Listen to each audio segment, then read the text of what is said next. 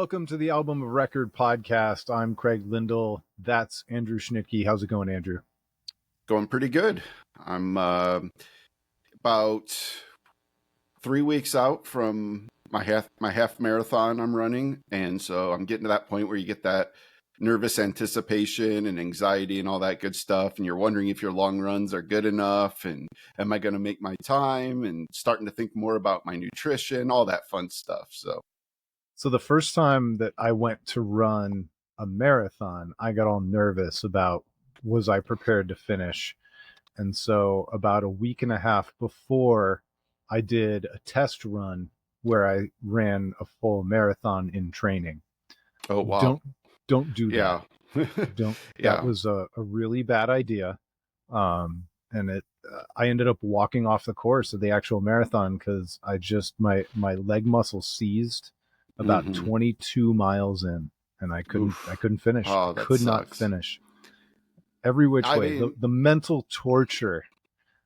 Yeah, I believe it. Like I'm just following a training plan I found online. But the longest runs that they have me doing are 10 miles. And the first time I did a 10-mile run, I mean, it just wrecked me the rest of the day. Like, I mean, my legs were dead, and I was just like, oh God, this is brutal. But then this last week I had another 10-mile run, and I felt like I pretty surely had 3 miles left in the tank at least. So I feel like I'm getting there. Start getting close to being ready to peak. So here's the real question. How many days of like rest does your plan recommend before the actual race? So it has me do a 2-mile run on Tuesday and a light 5-mile run on Thursday, and then resting until race day, which is Sunday. Okay, so like 3. That's okay. And if you really truly make it a light run, it'll be not quite rest, but definitely not like a vigorous training. Yeah. The problem is I have a hard time with the quote unquote light runs because the competitive part of my brain kicks in, and it's just hard. And it takes much longer. It takes much longer to run those 5 miles. That's also true. There was one runner, I can't remember which famous world-class runner this was, but when they were talking about kind of the amateur marathon being over 4 hours, their perspective was really interesting to me because they were like, I would never run for 4 hours. And because they can do it in 2 or two and a half or whatever. They're going, yeah, running for 4 hours. That sounds crazy. Yeah. See, it's way harder to do it the way we do it. Right. Exactly. Well, this is not a running podcast, although it could be, honestly. One of the things that you and I love is IndieCast, and it's Stephen Hayden and Ian Cohen through Uprocks. It's, wherever else you find your podcast. We get a lot. You and I cover the waterfront to a large degree, but we still rely on some of our favorite critics to point us to different things. And they went over their best of the first half of the year recently, and this is not a criticism of them, but you had pointed out that they almost sounded a little bit joyless. Like they hadn't found anything that just kind of blew them away, is giving them all the love. And that's one of the things that kind of comes along with taking something you love and turning it into your profession or professionalizing it. So first of all, tell everybody about, what you were thinking while you're listening to that, because then it's funny the corollary you and I came up with. Yeah. So, when they were introducing the segment, and I think they were both kind of talking about how, they hadn't really found a whole lot of music that they really loved this year, that it's been a slow year for music. And that just baffled me, as somebody who listens to so much music and is always finding stuff I love, like even if it's not a mainstream thing, things that are in the cracks and, underneath the surface. I have found so much music that I love this year. And I know music is subjective, and, just because I have a lot of music I love doesn't mean everybody feels the same. But I would say it's very rare for me to have a year where I'd feel like, man, I can't even hardly put together a list. And I think the difference I had said was that, I'd always thought like being a music critic would be like a dream job, like, man, how great. You just listen to music and get to write about it and get paid to do it. We do this as a hobby for fun, but like, how awesome would it be to actually get paid to do this? And then as I was listening to them talk about it, and I sort of realized like they're coming at this from a totally different perspective than we do when we talk about it. That for when you're a music critic, you have to apply so much scrutiny to the music you listen to that I do think it changes the way you listen to music and the way you talk about it. And I think that's clear. Like for them, if they're going to say something is the best of their best 5 best albums so far this year, like that carries a certain weight and it has a standard that it has to live up to. And so if they are not finding stuff that they feel lives up to a critical standard, it doesn't hit the same for them in the perspective of how they want to talk about music. And so I said to you then, I said, it turns out maybe that's actually a really good thing that we're just doing this for fun, because we can just listen to music for the sake of the music itself, for the joy of it and the fun that we get out of listening to music and talking about it. And for us, there's no critical perspective. Like, maybe we get a couple comments here and there of people who like or don't like something we talk about. But for the most part, if people hear us say we like something and they don't agree, it's just like, well, whatever, these guys are idiots anyways. We're not, music critics. So I do think that it sort of changes your relationship to how you have to talk about music, certainly in a public setting. Yeah. And to that point, it's like, even after you and I have gone over some of our favorite things of the year, it occurred to me, like, I forgot a couple of things and I would probably, change up my list today, but my mistakes don't mean anything because they're not on Uproxx. We are very quick to say that we just do this for the love. But what people might not know, we've mentioned it a couple times, but you and I, you founded, I came on shortly after, a sports podcast, or a sports website, a Cleveland sports website called Waiting for Next Year. I did the podcast eventually, and we wrote thousands and thousands of articles, blog posts, whatever you want to call them. And at a certain point in time, I think we treated that like a job. We definitely professionalized our relationship to the Cleveland sports teams, and after a while, it really kind of ruined sports for us, and certainly ruined sports arguments and sports criticism. Um, Sometime over the last 4 or 5 years, it occurred to me that I feel like I've written everything I could possibly write about the Cleveland Browns. And yeah, the owner might change, or the general manager or the coach might change. The quarterback will definitely change, but there's nothing new that I could possibly say. We've seen like almost every iteration of storyline that could possibly take place within the confines of that. And it's, I wonder if somebody like Stephen Hayden faces that down on a monthly basis. And yeah, there will be times where he is invigorated and finds the love, but in between those times, music criticism feeling like a job, just feels like that would suck. Yeah, when MJ Lenderman puts out a new album, then Stephen Hayden gets happy about music. Yeah, but I think you're spot on. Our site that we had Waiting for Next Year, we had people with credentials that were covering the teams. We had interaction with representatives from the teams themselves. We would get feedback from the teams, so we knew that the teams were listening and reading what we were writing. Wait, And you mean the teams actually would sometimes give us feedback on stuff we would write about their teams? No yeah, way. not only that, we would sometimes get cease and desist letters, but that's another story. Uh, but really, like, we had sort of fostered a reputation in the online Cleveland sports community. We were one of the more well-respected sites, And, people came to place a value on anything we wrote, and we would get a lot of feedback on things we wrote. And after a period of time, that does sort of start to carry a certain weight to you, that when you're just writing something like, man, like Booby Gibson is really the missing key for the Cleveland Cavaliers, like you could just be like, not really thinking much of saying that, it's just a fan reaction. But then when you realize like, oh, wait, somebody's going to read this and be like, what are you talking about? Booby Gibson is a fringe player. He just fills one sort of role for the team. How can he be a linchpin to the team? And that certainly had an impact on how I thought about my writing. At a certain point, I became aware that anything I was writing was going to be scrutinized.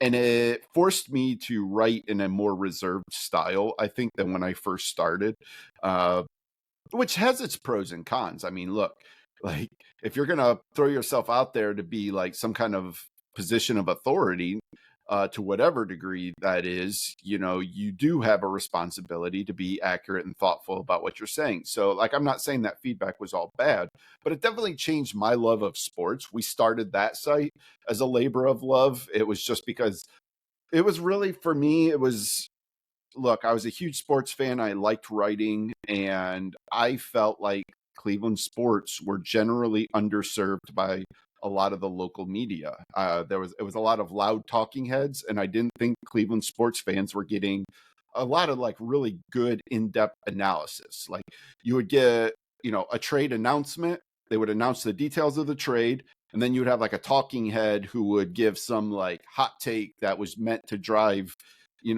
interaction and clicks and all that stuff. But I didn't feel like anybody was really telling me, well, is this actually a good deal for the team? And so that was why I started it. Was I just wanted to be a voice to say, like, let's look at this a little bit deeper. When And it's also hard to remember, but in those days, beat reporters were essentially rephrasing box scores with prose around it, but for not sure, much prose. for sure. And that's not a criticism. That's just to say where the art form, if you want to call it an art form, that's where it was at the time. And we, not by ourselves, but bloggers in general, kind of changed the face of sports reporting and sports analysis. Yeah. And that like I think about that in terms of like even like especially as analytics came into play. And I'll talk about basketball because that was my primary area of focus, was basketball.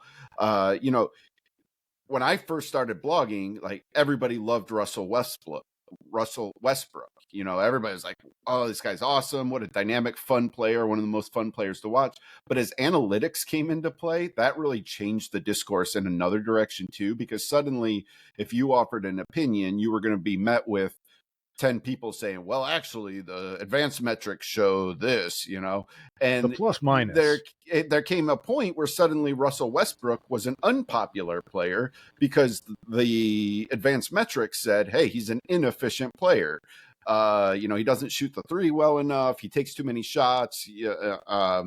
And he sort of came to get this reputation of like not being a highly valued player. And this is a guy who he was the first player since Oscar Robertson to average a triple double for a season. He did it multiple seasons. Like he was an awesome, dynamic player, really fun to watch.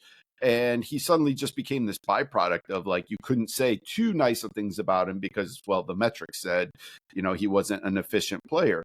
And that really came to impact how I watched sports. And I suddenly realized, yeah, I was like, I am not having fun watching sports. So it's like I'd watch the sports, but then I'd immediately have to go and pull up the stats to make sure that the numbers actually said what I thought I saw. It just sort of took a little bit of the fun out of it. And then I think also to your point, I did hit that point where, yeah, I really felt like I had said all I needed to say, all I could say. And God bless sports writers who do it for 40 years, some of those guys that are legends who have been around forever, God bless them. Even like Terry Pluto in Cleveland, he's been doing it for so long, and more power to him. That's an incredible gift to be able to do it. But I just Well, I sort of think about a guy reached. like Peter Gammons, how does Peter Gammons write about baseball and the Red Mm-hmm. Sox and all the the AL teams? I always consider him more of an AL guy.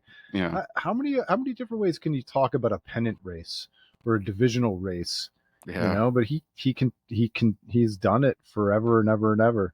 You had the sports reporters on ESPN. You had Bob Ryan, Mitch Albom. Who's the New York guy with the glasses?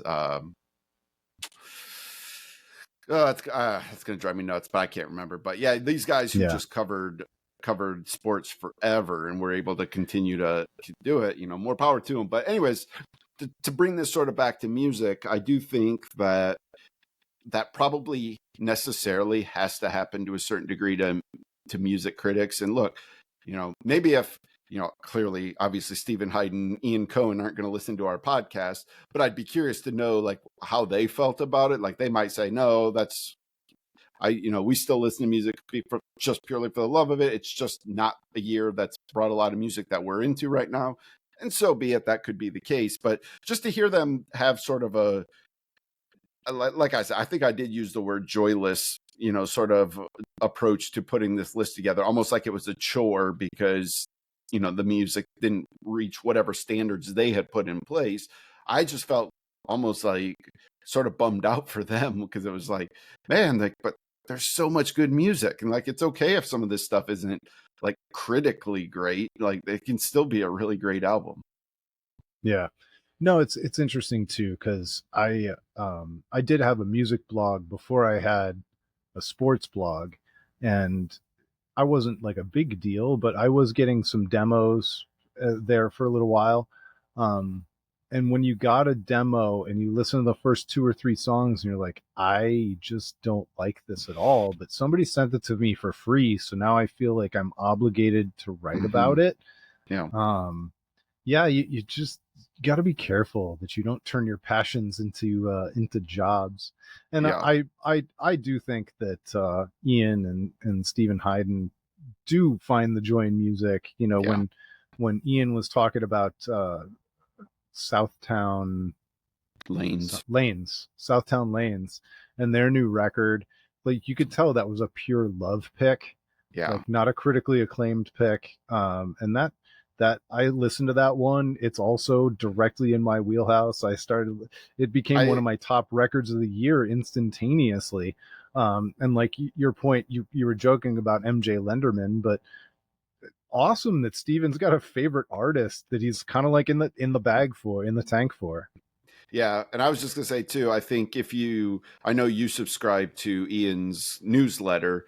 I So do. Ian has a newsletter you can subscribe to, and in that you do sort of see a little bit more of his bare knuckles personality. He sort of lets loose a little bit more, and you do see a little bit more of the passion because he's not writing that from the perspective of a professional critic.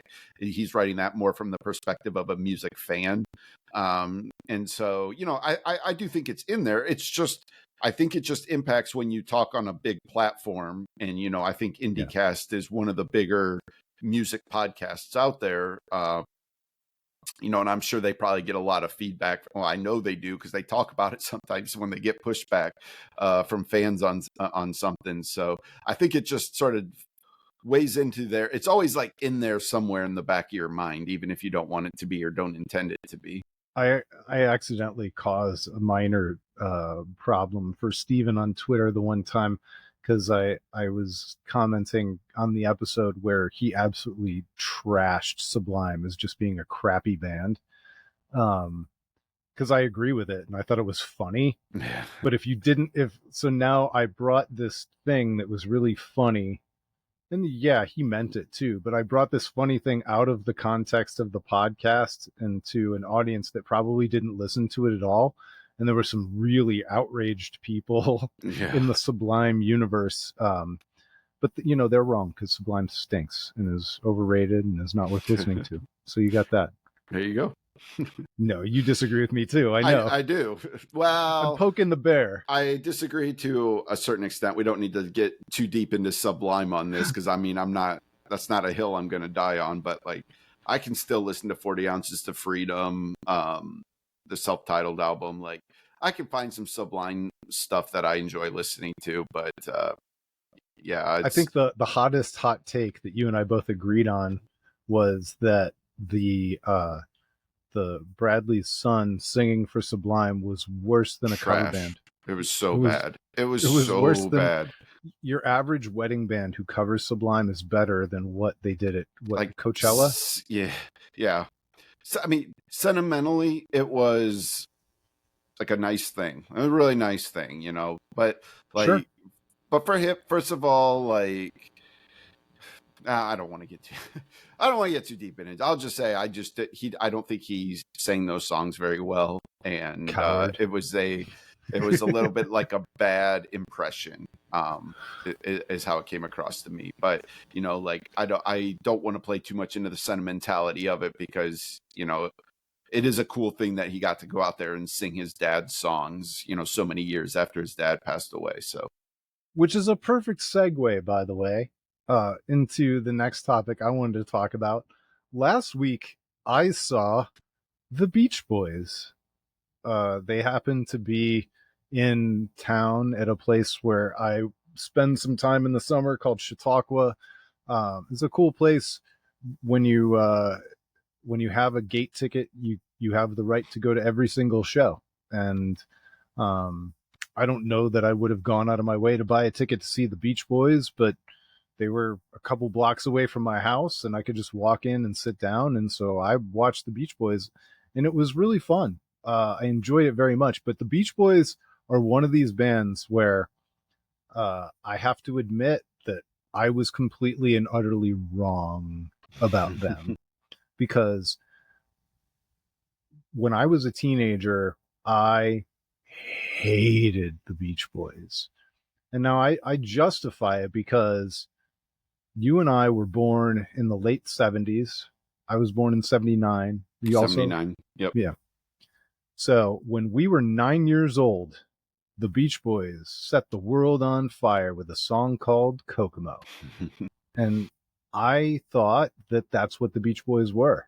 And little did I know that they had been the Pet Sounds band that influenced the Beatles. You know, my parents weren't big Beach Boys fans, and so I hadn't had all this crazy exposure to anything but the fun surf party rock highlighted by Kokomo and appearances on Full House with John Stamos and all that stuff. And so I missed the plot, and I caught up later. I realized the error of my ways. And so I really enjoyed the show. However, it's like with two mostly original members and a bunch of hired guns, most of whom are doing the majority of the singing. Like, the Beach Boys are almost a Ship of Theseus band at this point. Yeah, my reaction to Beach Boys is very similar to yours. I think growing up, they seemed like this hokey, sort of cheesy beach band, almost like Jimmy Buffett style, but like a band. And my parents had a Beach Boys record. And I don't remember what it was called anymore, but it was like a collection of all their surf songs. And, Surfing USA, Surfing Safari. Yep, all that stuff. And, we would listen to it sometimes, and there would be some stuff on there I thought was all right, but I just never took them seriously as a band. I just thought Let me interrupt for 1 second. Yeah. Their first three records are Surfing Safari, Surfing USA, and Surfer Girl. There you go. So it's easy to see why we had that impression, And so for the longest time, that was just what I thought the Beach Boys were as well. And then as, I got more into music, got a little bit older, and you started to read more and find out who influences were of different bands. And you read Rolling Stone, and every time they put out a best however many albums of all time, and Pet Boys was always number 2, you'd just be like, wait, what? Beach Boys? You said Pet Boys. It's Pet Sounds. Boys? Pet Sounds. Sorry. Pet Sounds.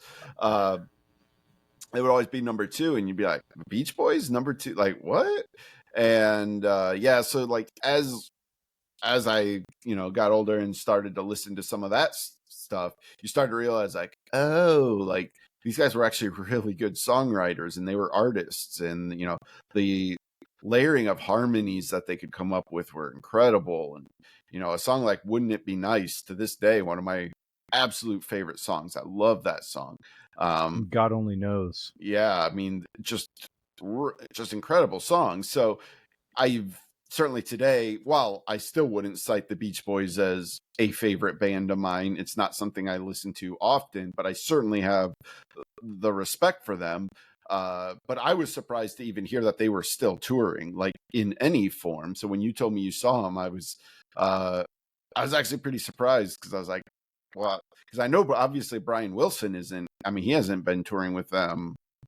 No. I mean, forever. Like, I mean, he stopped touring with them very early. I know he was still active as a songwriter and was on the records, but he wasn't touring He with came them. back for a tour not that long ago. Oh, really? Okay. But he now has dementia, unfortunately. Yeah. And he's certainly not. I think he's officially musically retired.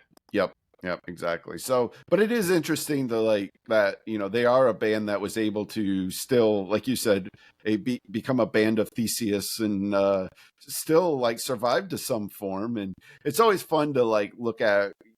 One time we were playing a game of trying to find bands of Theseus, who are these bands? We found a couple bands that actually, and I don't remember who they were anymore off the top of my head, but there's a couple bands out there that still tour that don't have any original members, that they've totally been replaced. And usually when that happens, it requires like a singer to have changed very early in the band.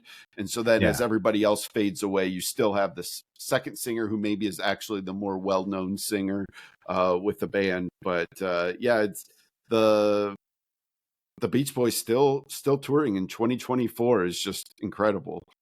Yeah. So Brian Wilson and Al Jardine, who was an original, or I don't know. He was part of the Beach Boys in their heyday. They did a 50th anniversary tour for Pet Sounds from 2016 to 2019. Oh wow. But yeah, so the Beach Boys today, it's Kevin Love's uncle. Yep. Which Love is it? Mike. It's Mike Love, right? Yeah, it's Mike Love. And then the other guy is Bruce Johnston, who is the keyboard player and the backup singer, and so those two are up front. But like all those famous high falsetto parts are done by this really talented hired gun. They have a brand new drummer who is just unbelievable, just an insane person behind the drum kit, and also a first class singer. So it was really fun. But like, did I really see the Beach Boys, or did John Stamos officially join the Beach Boys for a while? Like, I think so. I think he did. I think he was actually like I think he was a touring member, or at least toured with them for a while. Yeah. But like, which is hysterical. Like, just thinking about that happening, like somehow, I don't even know how they got hooked up to be on Full House, but they were featured in Full House with Uncle Jesse, play with them. Jesse and the Rippers. Jesse and the Rippers, who have a really good song, by the way. I don't know. No, they don't. They do. And it's not the one that like they did the music video for on the show, but like prior to that, there's an episode you get like just a real little bit of this song. They're playing it in the basement, and I'm never going to remember what it was called, but it is actually a pretty darn good song. And so like you wouldn't know it, but Jesse and the Rippers had a good song. There's a song called Forever. No, that was the one they did the video for that I didn't like. That's that super cheesy song of like about like his kids and all that. That's funny. Yeah. And this is the random walk that this podcast takes us on. Can you think of any other songs that were from a TV show that kind of became famous? I'm not talking about how like Death Cab went on the OC, but I'm thinking, because I have one off the top of my head. Oh, but real quick before we get there, I just looked it up. Yeah. It's called Flesh Tone Love Affair. That's hysterical. I'm Flesh gonna have Tone to Love listen to that Affair. song. And yeah, seriously, after the show, listen to it. It's actually like surprisingly good. But I'm trying to like, I don't know the backstory of the Monkees. Like, were the Monkees a band before the TV Mm. show, or did the TV show come first and then they became a band after that? I'm not sure Yeah, about that one's that. almost too on the nose because You know, they weren't like a fictional band. They were they a fictional band? They were an actual band, I'm not sure. Like, well, they were a bit like they put out albums and toured, but and they were great. I don't know if they were a construct created for the TV show and then that like launched them into a music career, or if they started as a band and they made the TV show. I'm not sure about that. Um, I think uh Jared, is it Leto from Yep, My So-Called Life was, I don't remember what was, Frozen Embryos was the band on My So-Called Life. And then that's he funny. became almost more well known as the singer for 30 Seconds to Mars, who put out some like a couple like really good albums. Like See, and I always think him as the pretty boy who gets totally destroyed in Fight Club. oh yeah. I just wanted to destroy something beautiful. That's right. But no, for me, he will always be the the frozen embryos in My So-Called Life. Yeah.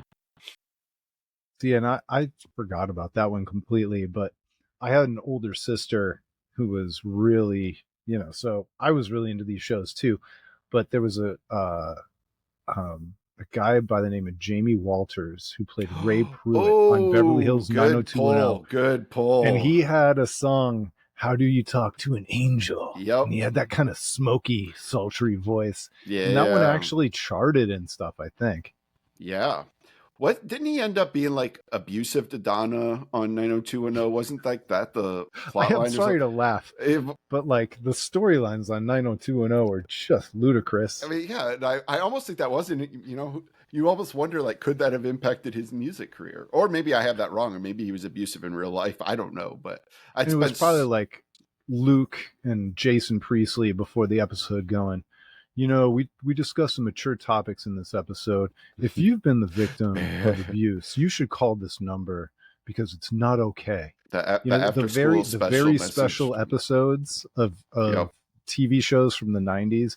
I don't Yeah. I don't think that carries over to like that 90s show on Netflix or Fuller House. I Like don't think they do that stuff you anymore. don't get like, even to go back to Full House, like you'd always have like the crux of the show where the music would start playing in the background, and Bob Saget's character would sit down with whichever daughter was having the crisis that episode and talk to her about how everything was going to be okay, and they didn't have to make the mistakes they made, and they could learn from them. And I don't think you really get that kind of value sharing on shows these days.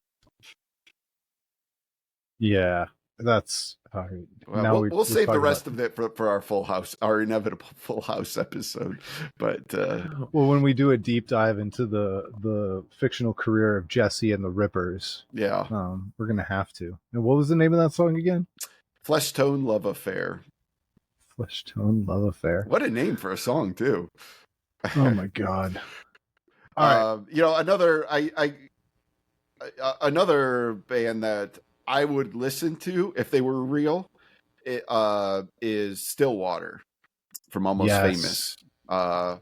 If that was a real band, I would absolutely listen to that band. By the way, that like they never did anything like real, but that like that's a good one. The Citizen Dick, because it's Chris Cornell. Yeah. Did you watch on Prime a couple years ago or last year, Daisy Jones and the Six, Mm-mm.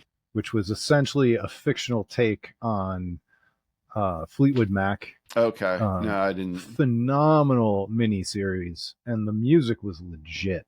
It was 10 episodes long. I actually listened to a few of the songs on Spotify. They were really good. They Yeah, were just really, really good. yeah. I think sometime we need to do an episode on Almost Famous. By the way, now that I mentioned it, like, Oh, for we sure. need bank. I We would, need to it's bank my that. favorite movie of all time. It's so good. So, Yeah. the other one that comes to mind, Oh no, now I lost it. I had it and I lost it. Hate it when that But happens. yeah, Almost Famous, Daisy Jones and the Six. Um, oh, when um, Once, the movie Once, where they took the lead singer of the Frames. Uh, I can't remember. I'm not even. Glenn Hansard, and Marketa Irglova.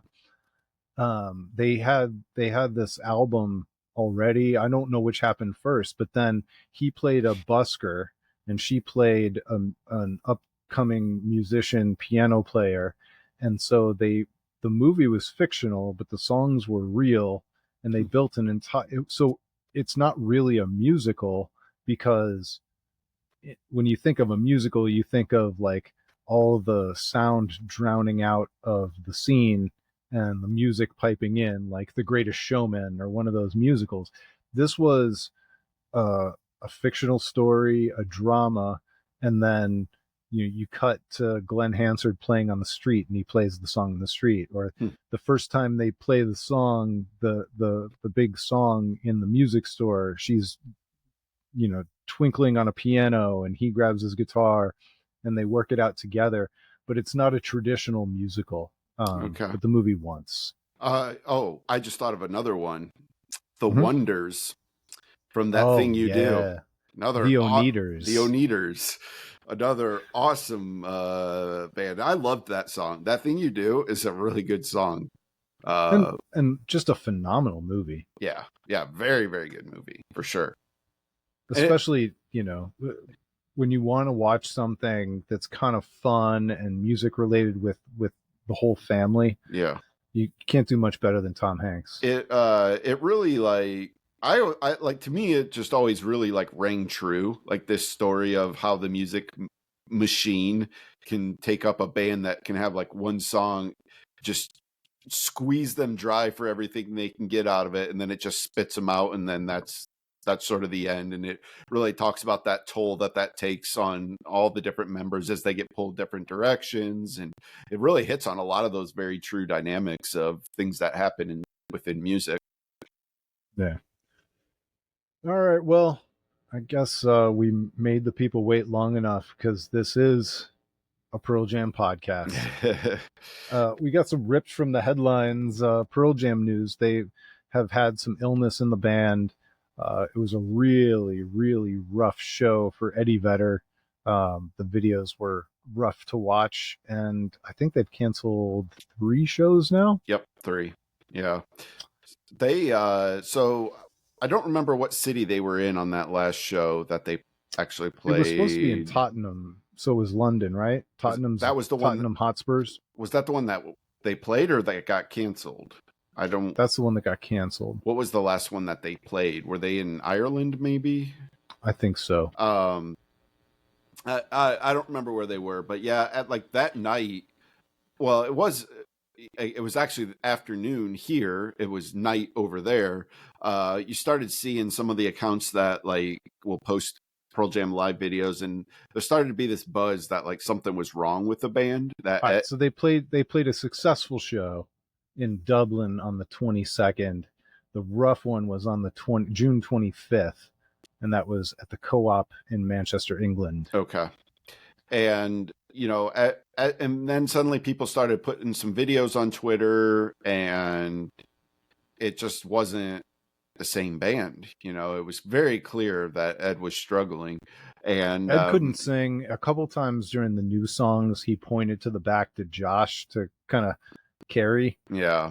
And he did, but I don't think that's not what they want to do. Yeah.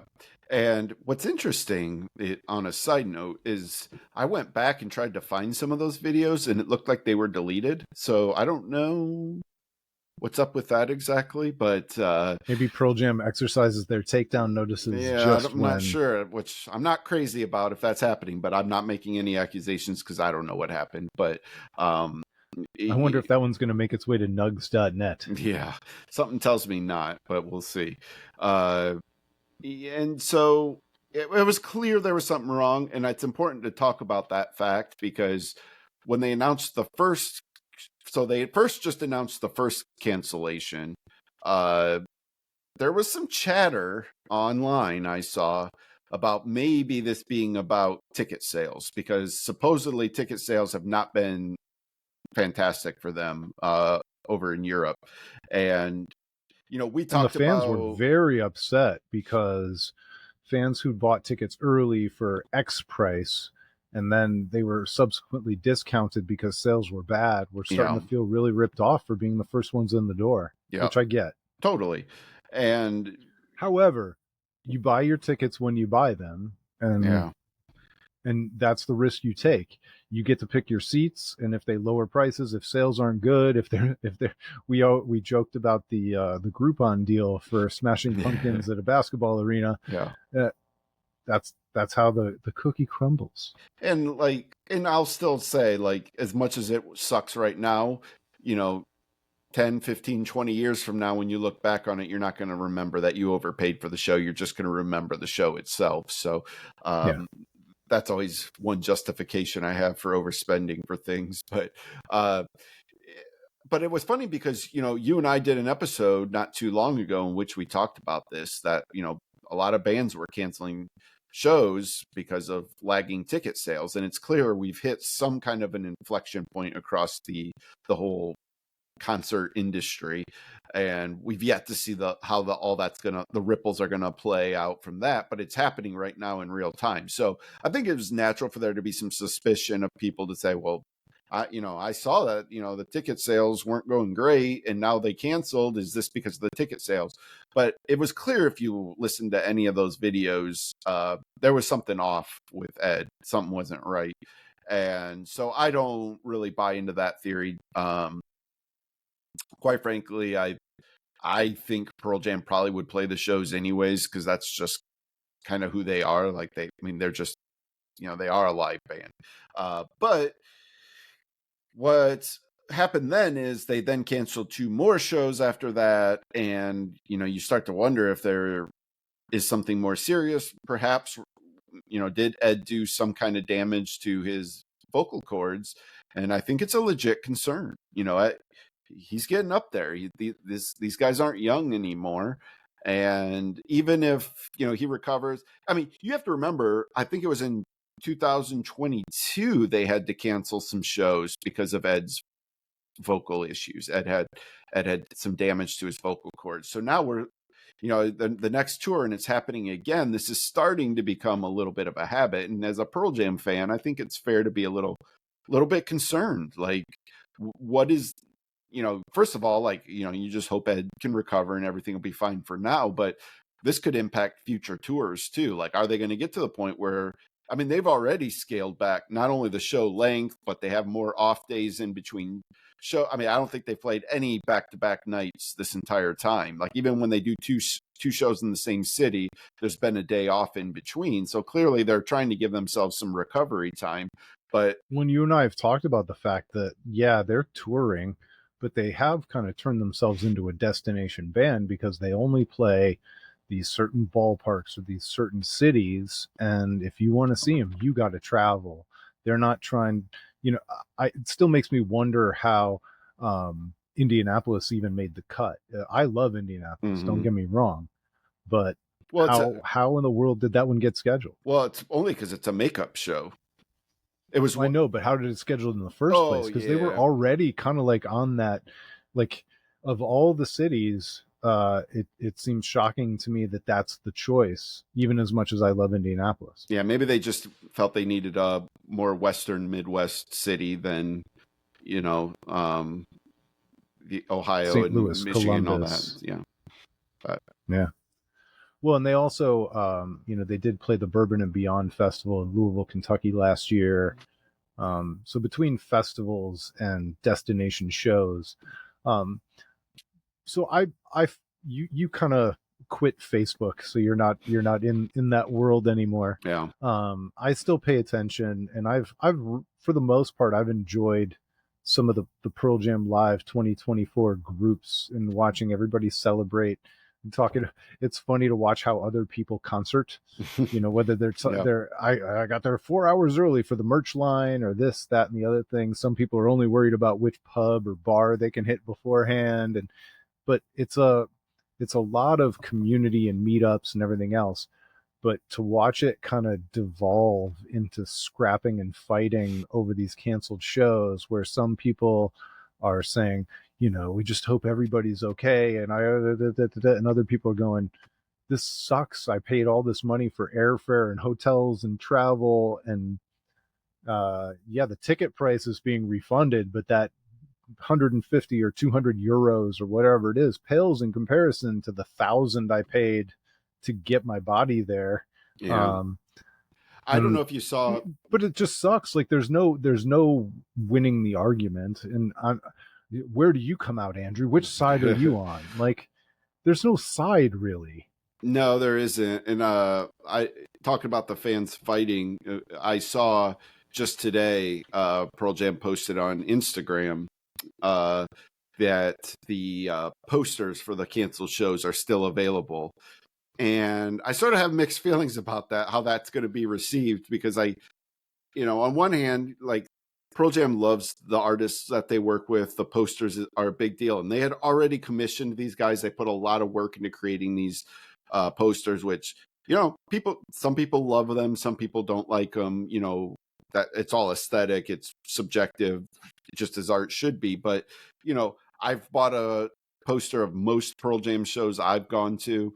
But they're very expensive. I don't know how much they're selling them for on this tour, but usually you see them go at minimum $70 in that range. Then they get, when you get to resale market, I mean, they skyrocket in how much some of those posters are. And so it's like, well, are they rubbing salt in the wound a little bit by saying, well, we had to cancel these shows, but hey, you can still pay us a bunch of money for these posters? I can see that being a divisive issue for fans as well. Well, and to the credit of the band, the links, I clicked the links for the London show. It goes straight to the artist website, Oh, that's so I good. don't think the band is even selling it.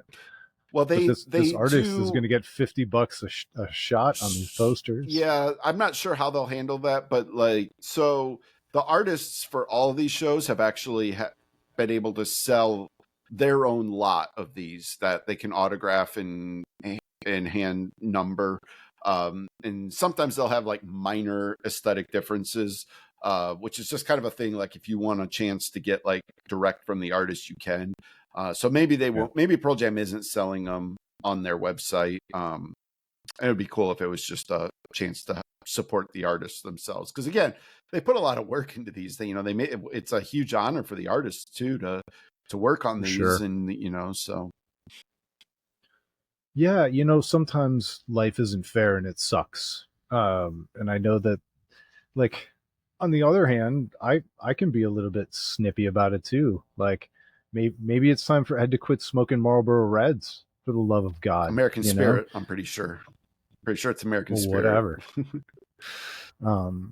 We've talked about this before, most notably with the Killers, how uh, Yeah, that guy quit smoking, and he became a much better singer. It's like notable if you listen to old bootlegs of that band when they were first really hitting, and listen to more recent ones today.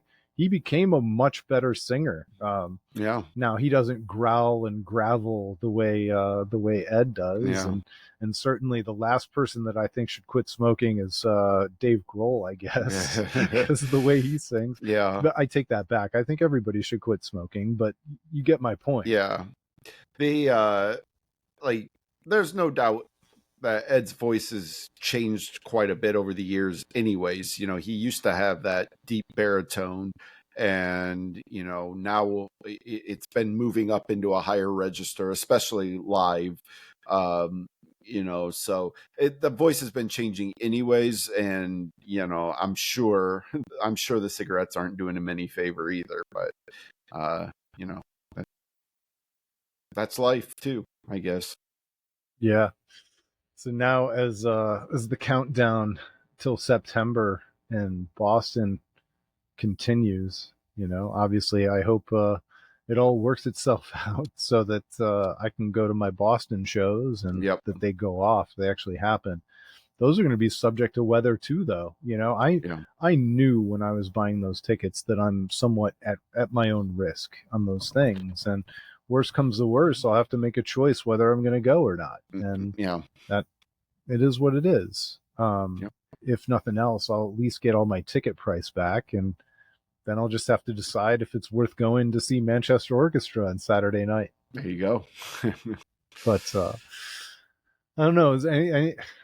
It seems like a weird thing. There's no conclusion to that story. I was just thinking the same thing. I was like, we're kind of ending this on a weird vibe, but I don't think there's much else to say. It's just unfortunate. We both still love this band a lot and care about them a lot, and I don't want to like make any kind of generalizations or anything. I just hope they can keep playing. I'm not ready for them to, and I don't know, I'm not saying that there's any risk that they're close to being done or anything like that, but like, they are closer, very much closer to the end of their career than they are the beginning of their career, or maybe even closer to the end than they were to the middle of their career. So, but chances are Ed just has the flu, and we're also presuming it's Ed because of the videos. That's also it true. Could be anybody. Could be other sicknesses going on too. Sure. So, but yeah, so are you still listening to that record on a daily, weekly basis? How often do you listen to that record? At least once a week. Definitely not daily. I notice when I forget to listen to it in a week. Yeah. And then I listen to it 2 or 3 times. Yeah. I've really been, I got to give it its due. I told this to you offline, but I listen to it a lot when I run. It's one of my favorite albums to run to. It just, the flow of it just really vibes with me when I'm on my runs. So I'm started putting together my half marathon playlist, and I actually included Dark Matter as a whole in the middle of it. So I'm gonna have that as a whole, beginning to end. And I might actually like. So I'm starting with Pearl Jam's "Just Breathe" as a subtle reminder to myself to breathe and pause.